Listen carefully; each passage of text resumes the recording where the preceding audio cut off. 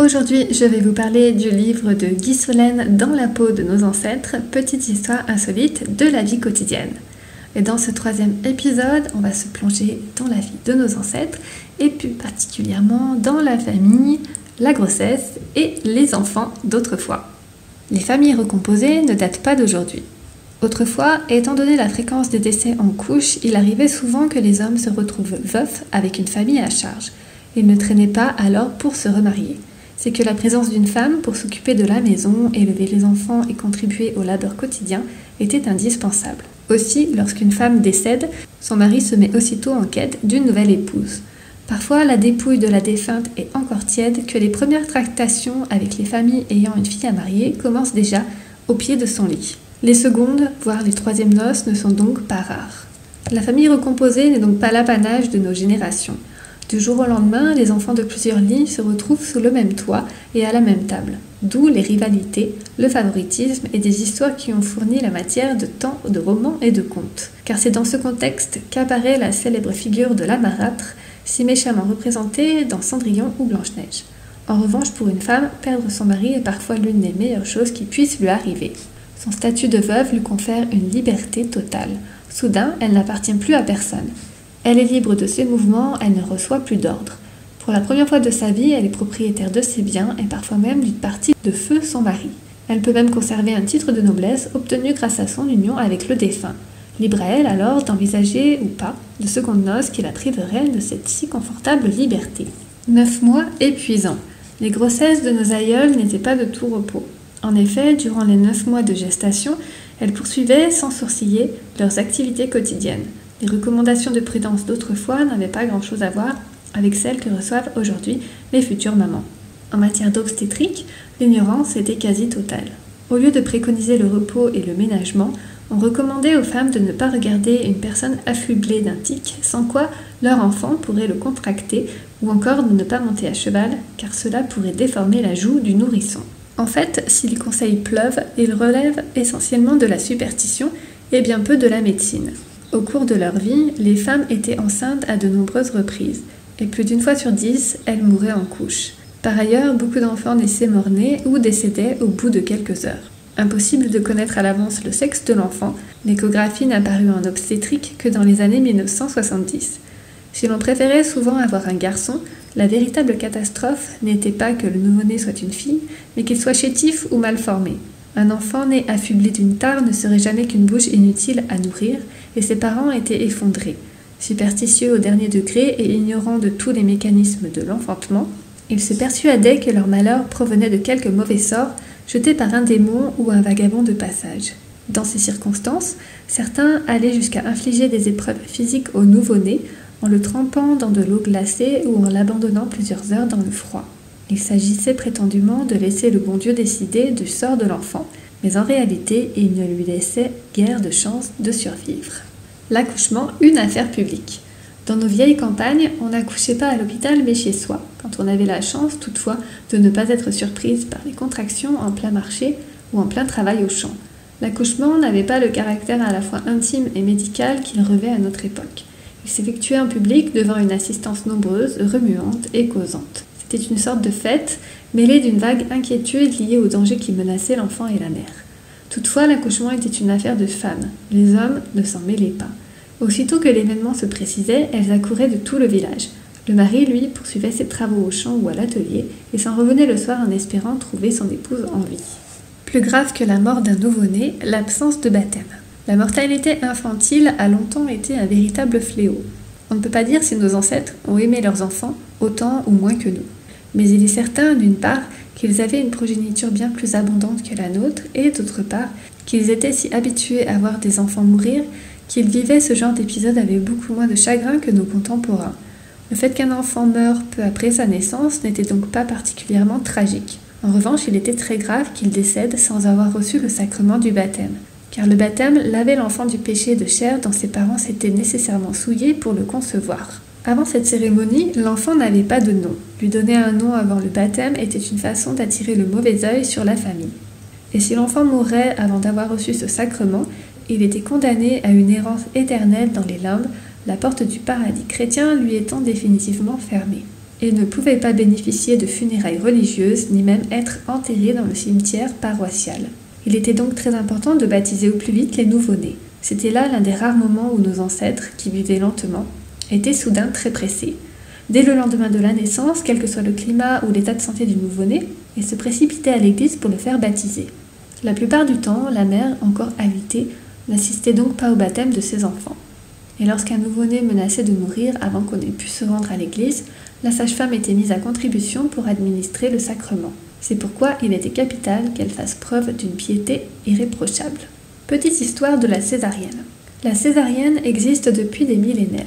Cette opération chirurgicale consiste à extraire l'enfant de l'utérus de sa mère en pratiquant une incision dans sa paroi abdominale. Un ancêtre de Jules César, dit-on, était né de cette manière. En latin, Caesar signifie être mis au monde par incision, et ce surnom serait donc resté accolé à celui du futur empereur. Le problème, c'est que très longtemps, la césarienne n'a été pratiquée que sur le corps de mère morte en couche. Il faut attendre l'an 1500 pour voir quelqu'un tenter cette opération sur une femme encore en vie. Par la suite, bien qu'elle soit de plus en plus fréquemment pratiquée, la césarienne reste une intervention à haut risque. Au début du XIXe siècle, 5 opérés sur 6 ne s'en relèvent pas. Dans la seconde moitié du XIXe siècle, les progrès de l'asepsie et l'amélioration de la technique chirurgicale rendront l'opération moins risquée. Au XXe siècle, l'apparition des antibiotiques permettra de pratiquer des césariennes avec un risque minimum pour la mère comme pour l'enfant. De la matrone à la sage-femme.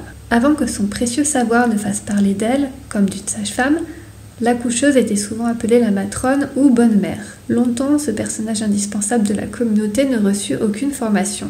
Son apprentissage se limitait sommairement au fait d'avoir assisté la matrone qui l'avait précédée dans sa fonction. L'accoucheuse est une femme d'âge mûr ayant elle-même eu de nombreux enfants. Elle est respectée de tous et irréprochablement pieuse, car lorsqu'un nourrisson naît en mauvaise santé, c'est à elle qu'incombe de lui donner le baptême avant qu'il ne décède. Lorsqu'elle est convoquée dans une maison où une femme est sur le point d'accoucher, elle se présente munie d'un attirail des plus rustiques qui a le don d'inspirer la terreur.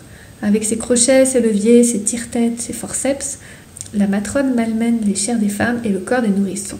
Elle ne fait pas dans la délicatesse. Dans bien des cas d'enfants morts-nés, la cause du décès ne fait guère de doute. Pour pallier la douleur et le risque, l'accoucheuse dispose d'un arsenal médical fort réduit. Le seul soin pratiqué, notamment en cas d'accouchement difficile, restera longtemps la saignée.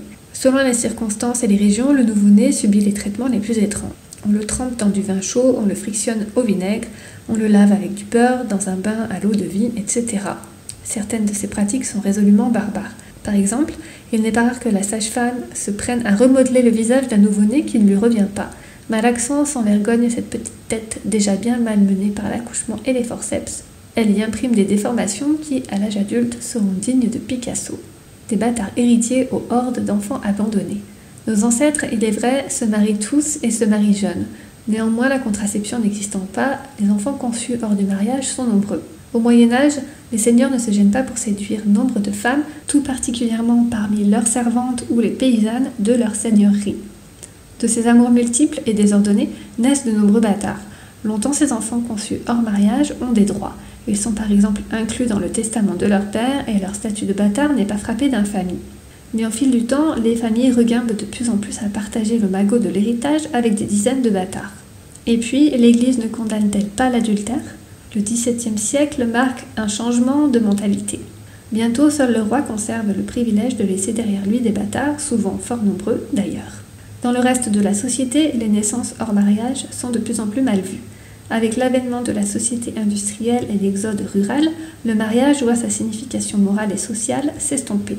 Si les campagnes restent attachées à la tradition, dans les milieux populaires des villes, les situations illégitimes se multiplient et, dans leur sillage, les abandons d'enfants. À la fin du XVIIIe siècle, rien qu'à Paris, ce sont 4 à 7 000 nourrissons anonymes qui sont déposés chaque année dans une ruelle ou sur le perron d'une église.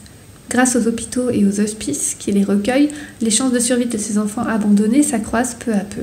La plupart du temps, lorsqu'ils sont trouvés, ils n'ont même pas de nom.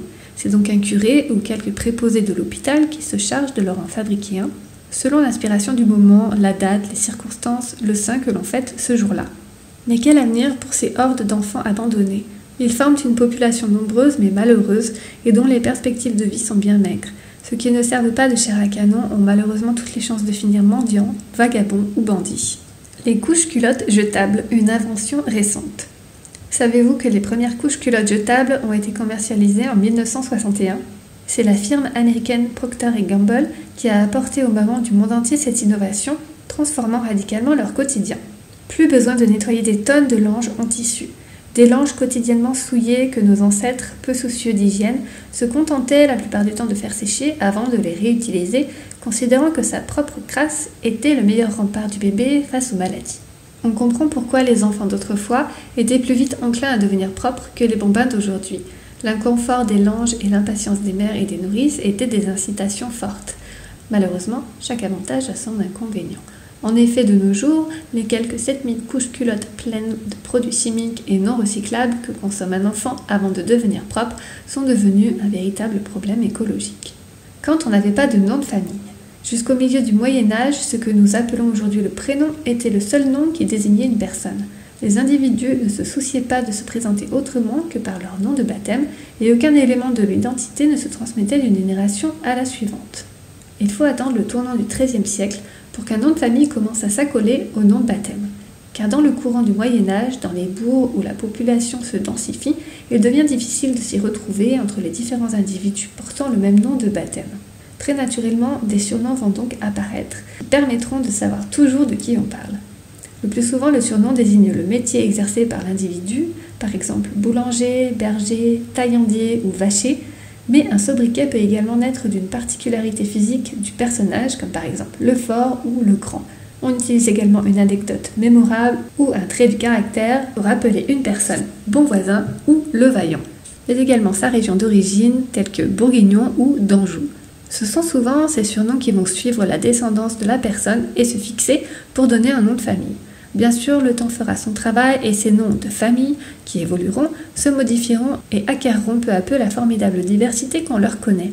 Diversité accrue par le fait que, l'orthographe n'étant point le fort de nos ancêtres, celle des patronymes ne se fixa que progressivement entre les XVIIe et XIXe siècles, ce qui rendit possible toutes les interprétations et toutes les originalités. Un ou plusieurs prénoms, une question de mode.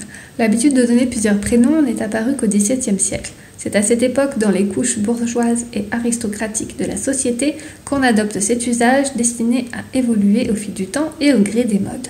À certaines époques, une véritable surenchère s'instaura qui conduisit certaines familles à écraser chaque nouveau-né sous une pléiade de prénoms, peut-être très chic, mais assurément inutile. Merci beaucoup d'avoir écouté jusqu'au bout, j'espère que ça vous a plu. N'hésitez pas à liker et à partager à des personnes que ça peut intéresser. N'oubliez pas de vous abonner pour être tenu au courant de toutes les nouveautés et moi je vous dis à très bientôt.